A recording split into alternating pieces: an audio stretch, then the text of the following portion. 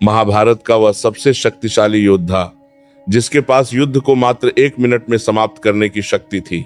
वह चाहता तो अकेले ही पूरे कुरुक्षेत्र को लाशों के ढेर में बदल देता, लेकिन क्यों उसे अपने ही दादा के खिलाफ खड़ा होना पड़ा, और क्यों स्वयं भगवान श्री कृष्ण को उससे उसका शीश मांगना पड़ा। आइए शुरू करते हैं बर्बरीक से बाबा श्याम बनने की वो दास्तां, जिसे सुनकर आज भी भक्तों की आंखें नम हो जाती हैं। ये कहानी शुरू होती है पांडुपुत्र भीम के परिवार से। भीम और हिडिंबा के पुत्र थे घटोत्कच, जो एक महान और मायावी योद्धा थे। घटोत्कच का विवाह दैत्यराज की पुत्री कामकंटकट्टा मोरवी से हुआ। इन दोनों के मिलन से एक अत्यंत तेजस्वी पुत्र का जन्म हुआ, जिसके बाल बब्बर शेर के अयाल बालों जैसे थे, इसीलिए उसका नाम रखा गया बर्बरीक। बर्बरीक बचपन से ही सामान्य बालकों से अलग थे। उन्हें अपनी माता मोरवी से वीरता के संस्कार मिले और उन्होंने भगवान शिव की घोर तपस्या की। उनकी तपस्या से प्रसन्न होकर महादेव ने उन्हें 3 ऐसे अचूक बाण दिए जो ब्रह्मांड की किसी भी शक्ति को नष्ट कर सकते थे। साथ ही अग्निदेव ने उन्हें एक ऐसा धनुष दिया जो उन्हें तीनों लोकों में अजेय बनाता था। इन बाणों की विशेषता यह थी कि पहले बाण से बर्बरीक उन सभी को चिन्हित कर सकते थे जिन्हें उन्हें नष्ट करना है। दूसरे बाण से वे उन लोगों को बचा सकते थे जिन्हें वे सुरक्षित रखना चाहते थे, और तीसरे बाण को छोड़ते ही वे सभी चिन्हित लक्ष्य पल भर में भस्म हो जाते। यानी बर्बरीक को युद्ध जीतने के लिए किसी सेना की जरूरत नहीं थी। जब बर्बरीक को पता चला कि कुरुक्षेत्र में पांडवों और कौरवों के बीच महायुद्ध होने वाला है, तो उन्होंने भी युद्ध देखने की इच्छा जताई। चलते समय उनकी माता मोरवी ने उनसे एक वचन मांगा। माता जानती थी कि उनका पुत्र रण अजय है, इसलिए उन्होंने कहा, पुत्र, यदि युद्ध में भाग लेना ही पड़े तो हमेशा उसकी ओर से लड़ना जो हारा हुआ हो। बर्बरीक ने अपनी माता को वचन दिया, माँ, मैं हारे का सहारा बनूंगा। यही वह एक छोटा सा वचन था जिसने महाभारत की पूरी दिशा बदल दी और बर्बरीक को इतिहास के सबसे बड़े बलिदान की ओर ढकेल दिया। बर्बरीक अपने नीले घोड़े पर सवार होकर 3 बाण और धनुष लेकर कुरुक्षेत्र की ओर चल पड़े। वे नहीं जानते थे कि रास्ते में स्वयं जगत के स्वामी श्री कृष्ण उनकी प्रतीक्षा कर रहे हैं। बर्बरीक अपने नीले घोड़े पर सवार होकर कुरुक्षेत्र की ओर बढ़ रहे थे। उनके मन में उत्साह था और माता को दिया गया वचन हारे का सहारा बनने का भगवान श्री कृष्ण सब जानते थे। उन्हें पता था कि यदि यह वीर योद्धा कौरवों की ओर से लड़ने लगा तो पांडवों की जीत असंभव हो जाएगी। बर्बरीक की शक्ति को परखने और उन्हें रोकने के लिए श्री कृष्ण ने एक ब्राह्मण का वेश धारण किया और मार्ग में खड़े हो गए। जब बर्बरीक वहां पहुंचे तो ब्राह्मण रूपी कृष्ण ने उनका उपहास उड़ाते हुए कहा, हे बालक, तुम केवल 3 बाण लेकर युद्ध लड़ने जा रहे हो? कुरुक्षेत्र में तो करोड़ों योद्धा हैं, तुम्हारे ये 3 खिलौने उनका क्या बिगाड़ लेंगे? बर्बरीक ने बड़ी विनम्रता लेकिन आत्मविश्वास के साथ कहा, हे ब्राह्मण देव, ये साधारण बाण नहीं है। मेरा केवल एक बाण ही पूरी शत्रु सेना का विनाश करने के लिए पर्याप्त है। यदि मैंने तीनों का संधान किया तो पूरे ब्रह्मांड में हाहाकार मच जाएगा। श्री कृष्ण ने चुनौती देते हुए कहा, अच्छा, यदि तुम इतने ही वीर हो तो सामने खड़े इस विशाल पीपल के पेड़ के सभी पत्तों को एक ही बाण से छेद कर दिखाओ। यदि तुम ऐसा कर सके तो मैं तुम्हारी शक्ति को मान लूंगा। बर्बरीक ने चुनौती स्वीकार की।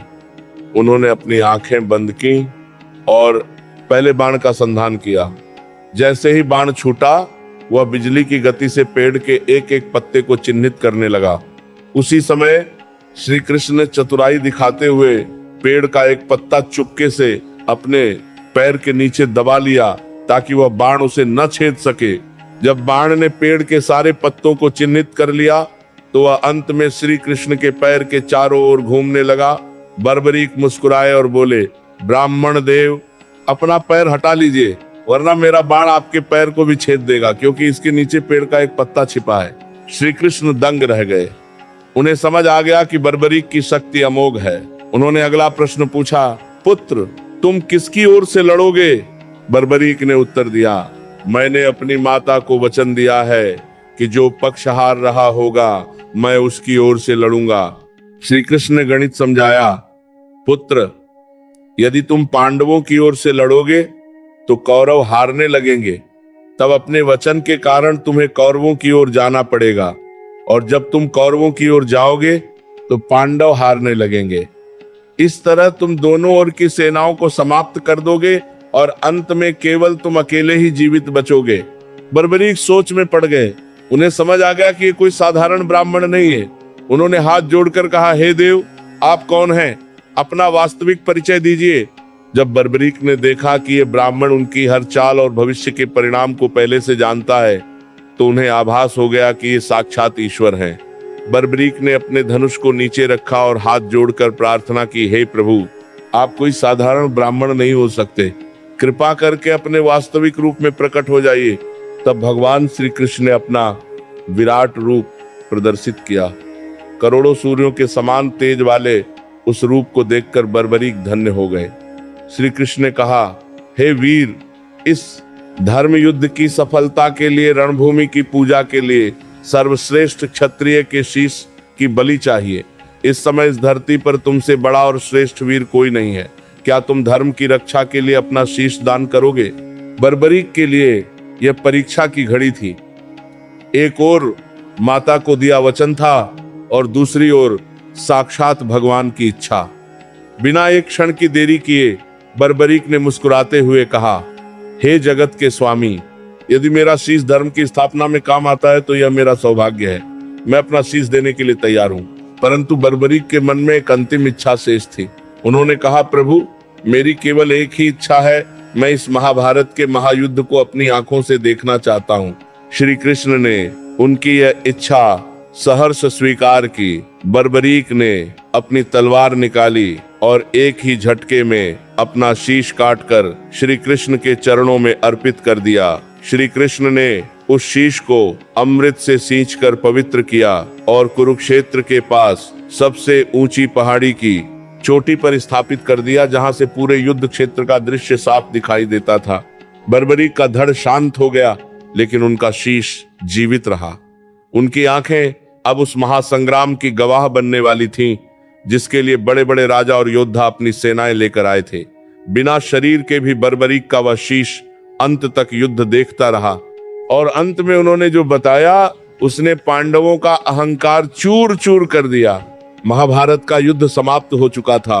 पांडव विजयी हुए थे। जीत की खुशी में अर्जुन और भीम के बीच इस बात को लेकर बहस छिड़ गई कि इस जीत का असली श्रेय किसे जाता है। अर्जुन का मानना था कि उनके गांडीव, धनुष और कौशल ने युद्ध जीता, जबकि भीम को लग रहा था कि उनकी गदा और बल ने कौरवों का विनाश किया।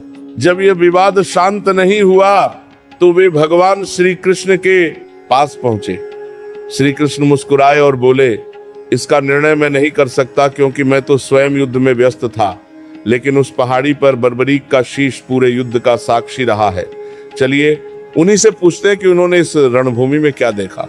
पांडव श्री कृष्ण के साथ बर्बरीक के शीश के पास पहुंचे। जब बर्बरीक से पूछा गया कि युद्ध में सबसे महान योद्धा कौन था, तो बर्बरीक का शीश जोर जोर से हंसने लगा। बर्बरीक ने कहा, हे पांडवों, मुझे वहां न कोई अर्जुन दिखाई दिया, न भीम और न ही कोई अन्य योद्धा। मुझे तो पूरे रणक्षेत्र में केवल भगवान श्री कृष्ण का सुदर्शन चक्र घूमता हुआ दिखाई दे रहा था, जो शत्रुओं का संहार कर रहा था। और दूसरी ओर मुझे द्रौपदी के रूप में साक्षात महाकाली खप्पर भरकर शत्रुओं का रक्तपान करती दिखाई दे रही थी। आप सब तो केवल निमित्त मात्र थे। युद्ध तो स्वयं भगवान की इच्छा से जीता गया है। यह सुनकर पांडवों का अहंकार पल भर में चूर चूर हो गया। वे समझ गए कि वास्तविक कर्ता धर्ता कौन है। बर्बरीक की इस निस्वार्थ भक्ति और महान बलिदान से श्री कृष्ण अत्यंत प्रसन्न हुए। श्री कृष्ण ने बर्बरीक से कहा, हे वीर, तुमने धर्म के लिए अपना शीश दान किया है। कलयुग में अधर्म का बोलबाला होगा, लोग दुखी और परेशान होंगे। ऐसे समय में तुम मेरे नाम श्याम से पूजे जाओगे। जो भी भक्त सच्चे मन से तुम्हारे दर पर आएगा और कहेगा, हारे का सहारा बाबा श्याम हमारा, उसकी हर मनोकामना पूरी होगी। तुम्हारा यह शीश कलयुग में कलयुगी जीवों का उद्धार करेगा। श्री कृष्ण ने यह भी वरदान दिया कि जो भक्त तुम्हारी शरण लेगा, उसके जीवन के सारे कष्ट तुम अपने ऊपर ले लोगे। यही कारण है कि आज करोड़ों लोग बाबा श्याम के दरबार में अपनी अर्जी लगाते हैं। श्री कृष्ण के वरदान के अनुसार महाभारत युद्ध के बाद बर्बरी का वह शीश कलयुग तक गुप्त रहना था। समय बीतता गया, युग बदले और सभ्यताएं बदली। वह पवित्र शीश राजस्थान के सीकर जिले में स्थित खाटू नाम के एक गांव की धरती में समा गया। सदियों तक दुनिया इस रहस्य से अनजान रही कि उनके रक्षक और हारे का सहारा उनके पैरों के नीचे विश्राम कर रहे हैं। फिर आया वो दिन जब इस रहस्य पर से पर्दा उठना था।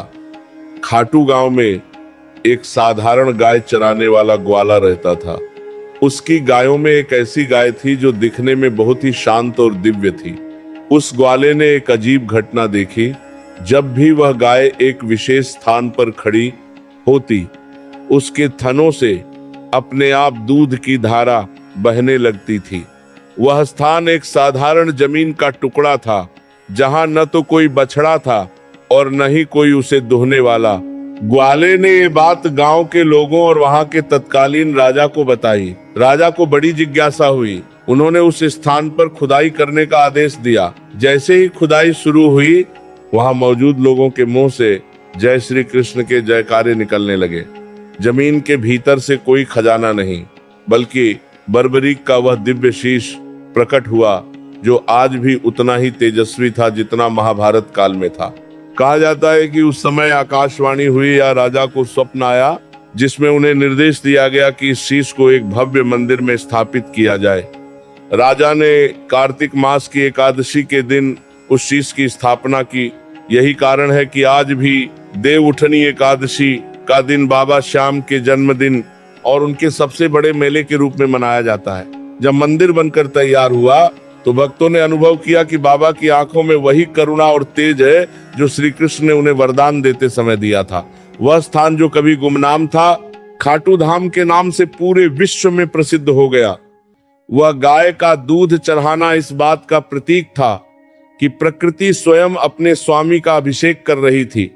खाटू धाम में केवल मंदिर ही नहीं, बल्कि वहां स्थित श्याम कुंड भी अनंत शक्तियों का केंद्र माना जाता है। मान्यताओं के अनुसार यह वही स्थान है जहां जमीन से बाबा श्याम का शीश प्रकट हुआ था। कहा जाता है कि इस कुंड के जल में साक्षात अमृत का अंश है। जो भी भक्त इस कुंड में स्नान करता है, उसके न केवल शारीरिक रोग दूर होते हैं, बल्कि उसके जन्म जन्मांतर के पाप भी धुल जाते हैं। इस कुंड से जुड़ी एक और अद्भुत बात यह है कि इसका जल कभी सूखता नहीं है। भीषण गर्मी में भी इसकी शीतलता बनी रहती है। भक्त इस जल को अपने घर ले जाते हैं और इसे छिड़कने से घर की नकारात्मक ऊर्जा समाप्त हो जाती है। अब बात करते हैं बाबा श्याम के दिव्य श्रृंगार की। खाटू वाले बाबा का श्रृंगार दुनिया के सबसे भव्य श्रृंगारों में से एक माना जाता है। उन्हें 16 कलाओं का स्वामी कहा जाता है, जो साक्षात श्री कृष्ण का रूप है। प्रतिदिन बाबा का श्रृंगार अलग अलग रंगों के सुगंधित फूलों, हीरों, पन्नों और स्वर्ण आभूषणों से किया जाता है। भक्तों का मानना है कि बाबा श्याम का चेहरा हर दिन अलग दिखता है। कभी वे एक छोटे बालक की तरह मुस्कुराते हैं, तो कभी एक वीर योद्धा की तरह तेजस्वी नजर आते हैं। बाबा के श्रृंगार में सबसे महत्वपूर्ण है उनका इत्र सेंट।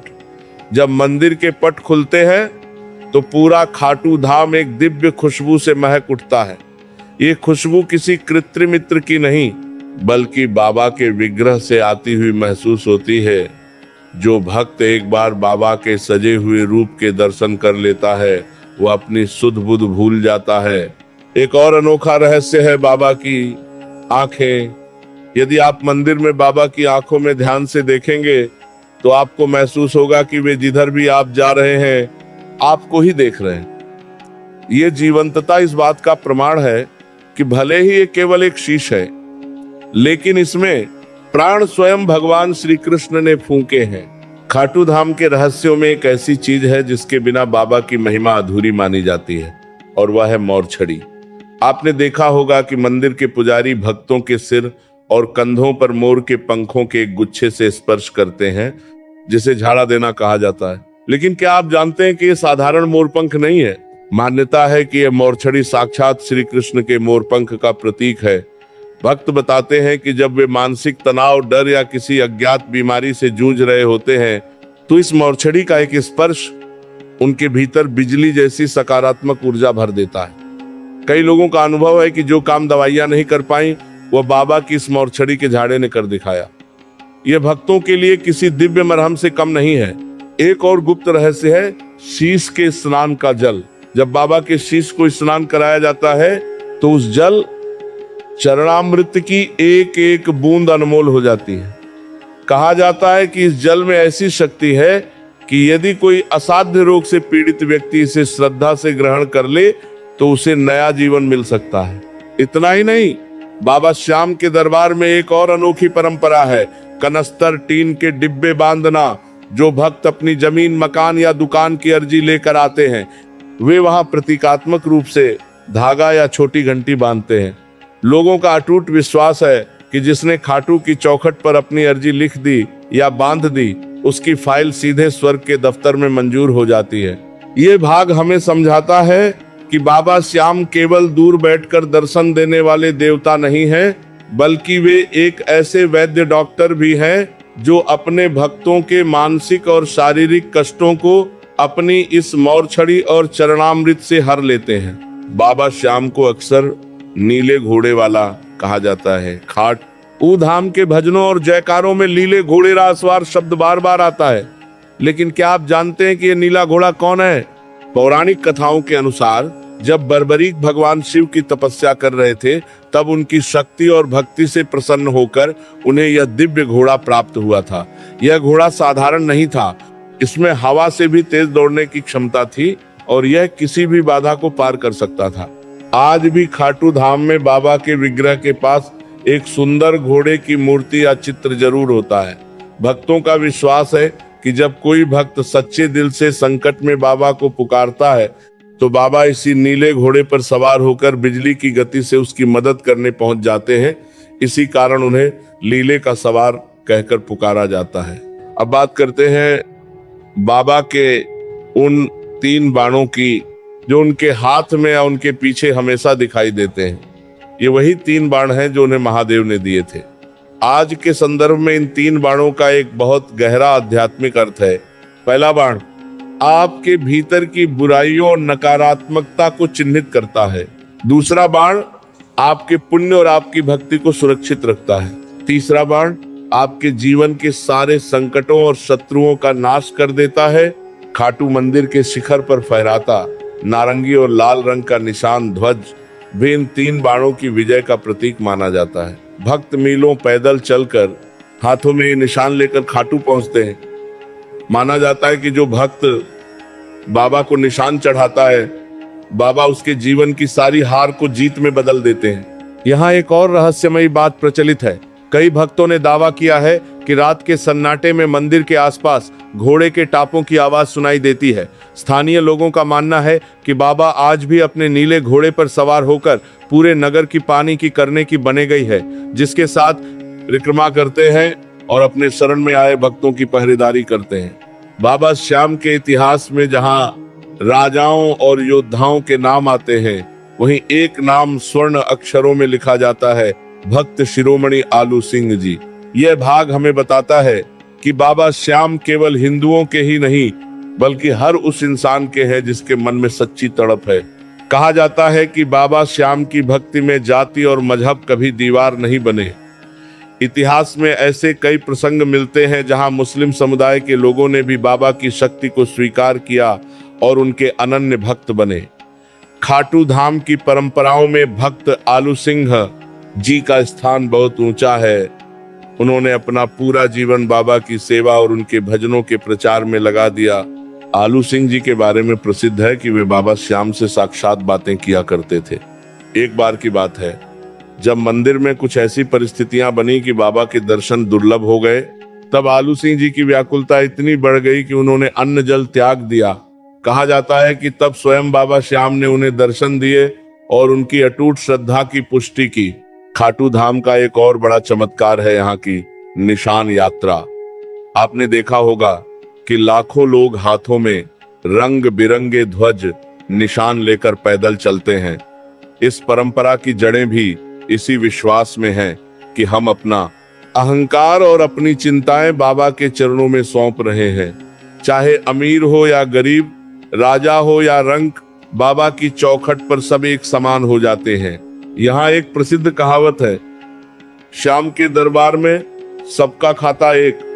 यानी यहाँ सिफारिश नहीं, सिर्फ सिमरन स्मरण काम आता है। बाबा श्याम को मोरछड़ी, मोर के पंखों का गुच्छा से झाड़ा देने की परंपरा भी यहीं से शुरू हुई। माना जाता है कि उस मोरछड़ी के स्पर्श मात्र से बड़े से बात का मानसिक तनाव और नजर दोष समाप्त हो जाता है। ये मोरछड़ी साक्षात कृष्ण के मोरपंख का आशीर्वाद है। वैसे तो खाटू धाम में हर दिन भक्तों का तांता लगा रहता है, लेकिन साल में एक समय ऐसा आता है जब खाटू की गलियां नहीं बल्कि स्वर्ग का द्वार बन जाती हैं। वह समय है फाल्गुन का मेला। होली के कुछ दिन पहले से शुरू होने वाला यह मेला दुनिया के सबसे बड़े धार्मिक आयोजनों में से एक है। फाल्गुन शुक्ल पक्ष की प्रतिपदा से द्वादशी तक चलने वाले इस मेले का मुख्य आकर्षण होता है निशान यात्रा। रींगस से खाटू तक का वह 17-18 किलोमीटर का रास्ता, जहां लाखों भक्त नंगे पैर, हाथों में रंग बिरंगे निशान ध्वज लिए बाबा श्याम के जयकारे लगाते हुए झूमते हैं। धूल धूप और थकान का वहां नामो निशान नहीं होता, क्योंकि हर भक्त के हृदय में केवल एक ही धुन होती है, पग पग पर पहरा तेरा, तूने ही मुझे संभाला है। इस मेले का सबसे भावुक क्षण आमंत्रण होता है। भक्त दूर दूर से बाबा को अपनी शादी या शुभ कार्यों का पहला निमंत्रण देने आते हैं। फाल्गुन की एकादशी के दिन बाबा का श्रृंगार इतना अलौकिक होता है कि उसे शब्दों में बयान नहीं किया जा सकता। पूरे मंदिर को टनों विदेशी फूलों से सजाया जाता है और बाबा के मुखड़े की चमक ऐसी होती है मानो साक्षात सूर्य वहां विराजमान हो। मेले के दौरान खाटू में भजनों की गंगा बहती है। रात भर चलने वाले कीर्तनों में जब भक्त झूमते हैं तो ऐसा महसूस होता है जैसे समय ठहर गया हो। यहाँ एक अद्भुत परंपरा है गुलाल की होली। बाबा श्याम के दरबार में भक्त फूलों और अबीर गुलाल से होली खेलते हैं। माना जाता है कि जो गुलाल बाबा के चरणों को छूकर भक्त पर गिरता है, वह उसके जीवन के सारे दुखों के काले रंगों को मिटाकर खुशियों के रंग भर देता है। कहा जाता है कि फाल्गुन के इन दिनों में बाबा श्याम अपनी कचहरी दरबार लगाते हैं और हर उस भक्त की अर्जी सुनते हैं जो हार चुका है। इसी मेले के कारण खाटू को कलयुग का सबसे जागृत तीर्थ माना जाता है। महाभारत के उस महान बलिदान से शुरू हुई ये यात्रा आज कलयुग के सबसे बड़े सहारे पर आकर रुकती है। दुनिया में बहुत से देव स्थान हैं, लेकिन खाटू वाले श्याम को हारे का सहारा ही क्यों कहा जाता है? इसका उत्तर छिपा है बर्बरीक को मिले उस वरदान में, जिसमें श्री कृष्ण ने कहा था कि जब इंसान हर तरफ से ठोकर खाकर थक जाएगा, जब अपने ही उसे साथ छोड़ देंगे, तब मेरा श्याम रूप उसका हाथ थामेगा। आज के समय में इंसान की सबसे बड़ी हार उसका मन है। जब कोई व्यापार में टूट जाता है, किसी बीमारी से हार जाता है या अपनों के धोखे से निराश हो जाता है, तब वो अपनी अर्जी लेकर खाटू की चौखट पर पहुंचता है। यहाँ की मिट्टी में एक ऐसा जादू है कि मंदिर की सीढ़ियां चढ़ते ही इंसान का भारी मन हल्का हो जाता है। लोग कहते हैं कि खाटू क्या गए, जीवन की दिशा ही बदल गई। बाबा श्याम की भक्ति का सबसे बड़ा नियम है विश्वास। बाबा कभी ये नहीं देखते कि आपने कितना सोना चढ़ाया या कितना बड़ा दान दिया। वे केवल ये देखते हैं कि आपकी आंखों में उनके प्रति कितने आंसू हैं। यहाँ एक अनूठी प्रथा है चिट्ठी लिखने की। भक्त अपनी समस्याओं को एक कागज पर लिखकर बाबा के चरणों में छोड़ देते हैं और चमत्कार देखिए, वे समस्याएं सुलझने में देर नहीं लगती। श्याम बाबा को शीश का दानी कहा जाता है क्योंकि उन्होंने धर्म के लिए अपना सर्वस्व न्यौछावर कर दिया। वे हमें सिखाते हैं कि बड़ा वह नहीं जो जीतता है, बल्कि बड़ा वह है जो धर्म और वचन के लिए अपनी सबसे प्यारी चीज का त्याग कर दे। आज खाटू धाम की महिमा 7 समंदर पार तक फैल चुकी है। विदेशों में भी बाबा के मंदिर बन रहे हैं और उनके भजनों की गूंज सुनाई दे रही है। इस गाथा का अंत करते हुए बस इतना ही कि जीवन के किसी भी मोड़ पर अगर आपको लगे कि अब सब खत्म हो गया है, तो बस एक बार आंखें बंद करके पुकारना, लीले घोड़ेरा असवार आजा नीले चढ़कर। वह जरूर आएंगे, क्योंकि उन्होंने वचन दिया है। वे कलयुग के राजा हैं, वे शीश के दानी हैं, वे हम सबके प्यारे बाबा श्याम हैं। बोलिए खाटू नरेश की जय, हारे के सहारे की जय।